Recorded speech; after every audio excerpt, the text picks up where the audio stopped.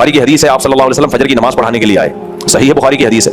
اگر بخاری میں نہ ہوتی لوگ توہین رسالت کا فتویٰ لگا کے واجب القتل اور سر قلم کر دو یہ فتوے لگا دیتے. مجبور ہو گئے, بخاری میں آ گئی ہے تو سب سے پہلے تو امام بخاری پہ فتویٰ لگاؤ. صحیح ہے بخاری کی حدیث, ہمارے نبی صلی اللہ علیہ وسلم مصلی پہ آئے, کھڑے ہوئے, اقامت ہوئی, اقامت کمپلیٹ ہوئی ہے. آپ نے فرمایا یا ایھا الناس انما انا بشر مثلکم, اے لوگوں میں تمہاری طرح کا انسان ہوں. انسا کما تنسون, بھول سکتا ہوں جیسے تم بھول سکتے ہو.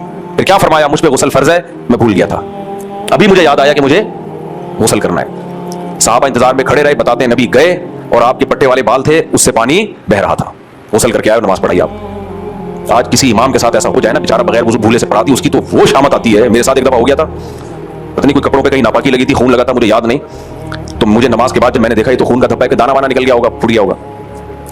تو میں کیا, میں نے بولا کہ بھائی نماز دوبارہ پڑھیں. اب اصولی بات یہ ہے کہ جب امام کہہ رہے ہیں نماز لوٹا دیں, کوئی وجہ ہوگی نا, چھوڑ دو اس کو, بس نماز پڑھ لو. کیا ہو گیا کہ آج اگر ایک دفعہ اور پڑھ لی, کیا خیال ہے بھائی, غریبی سمجھ لو اس کو.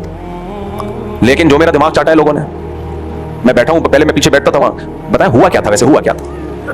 میں کہا کچھ ہوا ہوگا نا, نہیں پھر بھی کیوں بتائیں کیا ہوا تھا, کیوں بتائیں. شریعت نے حکم یہ دیا ہے کہ اگر آپ کا وضو ٹوٹ جائے نا نماز میں تو آپ ناک پہ ہاتھ رکھ کے نکلو. میسج یہ جائے کہ نکسیر پھوٹی ہے, کیونکہ اگر کسی کی بالفرض ہوا خارج ہوئی ہے تو وہ یہ تھوڑی بتائے گا جی ہوا خارج ہو گئی تھی میری, کیا اچھا لگے گا بتاتا ہوا.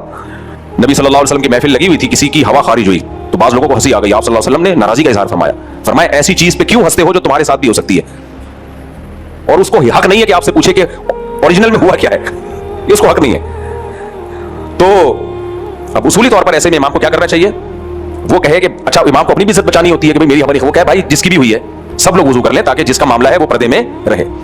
یہ کچھ تمیز ہوتی ہے, کچھ آداب ہوتے ہیں جو آج کل مارکیٹ میں شارٹ ہوتے جا رہے ہیں.